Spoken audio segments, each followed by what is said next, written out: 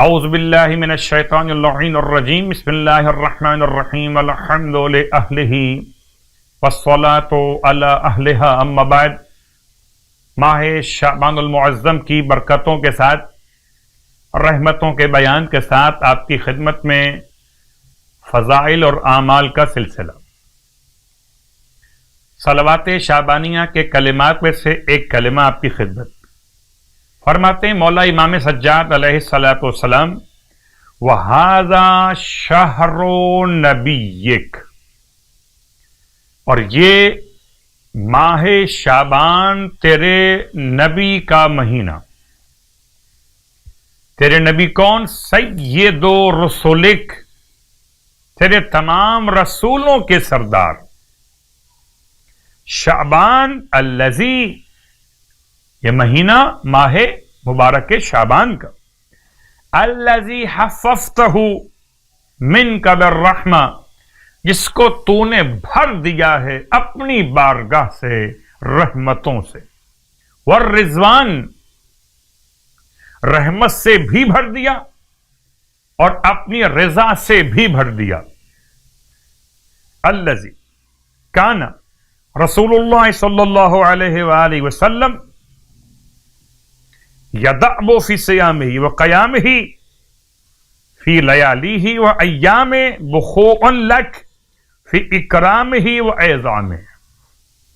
اس پورے مہینے میں تیرے حبیب مسلسل قیام اور صیام کو انجام دیا کرتے تھے ان کے احترام میں۔ ماہ مبارک شعبان میں ہر رات کی نماز کا ثواب آپ کی خدمت مقدس میں۔ 17ویں شب ماہ شعبان معظم کی 2 رکعت نماز اللہ کے حبیب صلی اللہ علیہ وآلہ وسلم نے تعلیم فرمائی کہ جو شخص بھی ماہ شب ہفدہم یہ 17ویں ماہ شعبان کی شب میں 2 رکعت نماز پڑھے، اس طرح کہ ہر رکعت میں الحمد کے بعد سورہ اخلاص کو پڑھے 71 مرتبہ 71 ٹائم،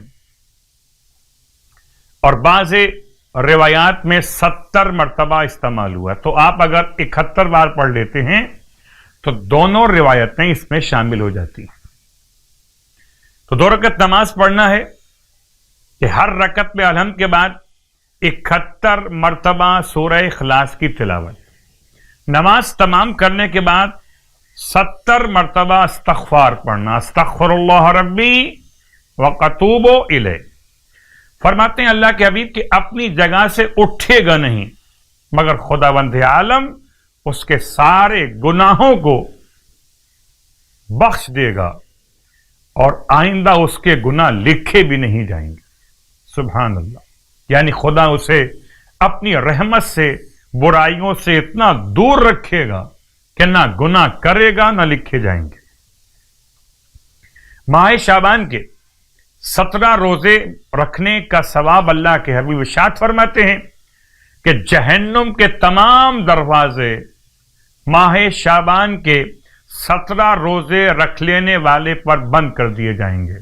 خدا ہم سب کو ماہ مبارک شعبان کے صیام اور قیام کی توفیق عطا فرمائے، الہی آمین۔